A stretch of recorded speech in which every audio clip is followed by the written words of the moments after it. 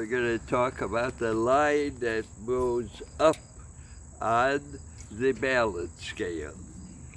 You recall we have this balance scale, simple graph, an X, where one line refers to matter, which was utilized in making the universe in a raw form, and there is a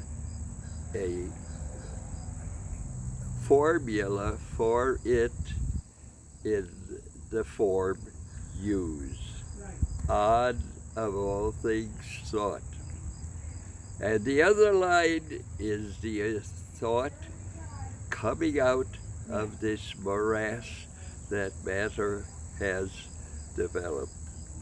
I place upon us the life spirit kind of moving through it the best it can. So let's start understanding that the graph, if you have it sideways, matter when the universe began was in control.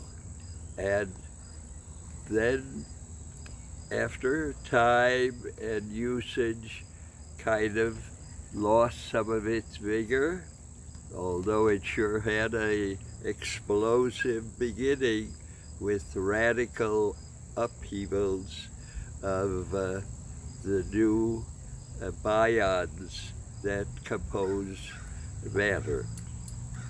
Slowly, this strength of the matter is degressing, and not deteriorating, just changing, weakening.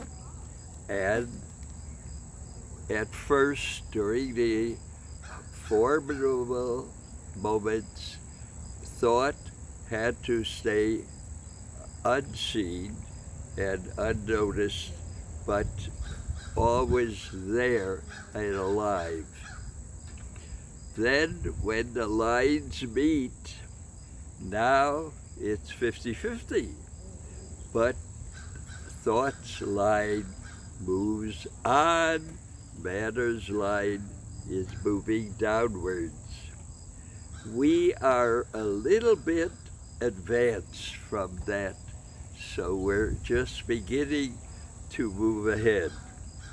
And we are still seeing it as it really is. Reality is the spot we're at, which science believes should always be considered as truth. The truth we can verify.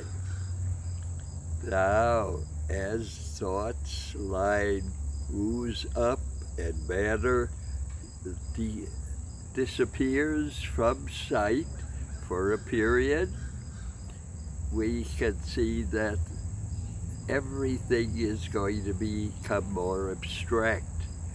We don't exactly have a vision of what thought will bring upon us, because it's not as things are now, just different.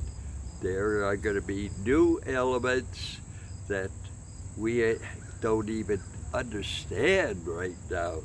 Our intelligence is only about 20% of its potential, and that is going to bring up wonderful surprises as time moves on.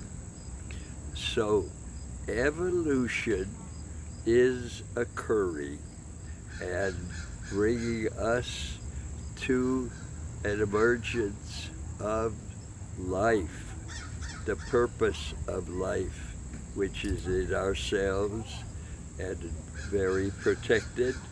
Matter can't hurt us. Oh yes, we run out and die, but we're born again. And so it all continues. And at one time, that process will stop, because matter will no longer be an effective element. So an intriguing future lies ahead, and in my books I attempt to adjudge, reason through what might occur. Some things I'll get right, and some things I don't attach myself to, and I'm disappointed about that, but we'll just not be able to prove a lot. But we will use the philosophical attitude where we reason from what we know and use that style of adjudging to come to mild conclusions of what the future is going to bring, because it's all about our life. Your inner self is going to be enhanced every year from now on, as we are enhanced from what it was a little bit in the past. And considering the animal situation, we have made a wonderful step up, and it's only one of the first steps up. So use your imagination, but don't guess wrongly or put too much faith in wrong decisions. We have to approach this very scientifically and know what to reject. I take a dim view of the word imagination, because imagination is wonderful, but it can just go left or right, up or down, any way, and not even be in control of itself sometimes. We want to be logical, and that brings us to that philosophical attitude which I hope to discuss, because that's what makes us philosophers, not just storytellers or imaginative types. We want to be as close to the scientific method as we can, but we go where science doesn't go. We go into thought.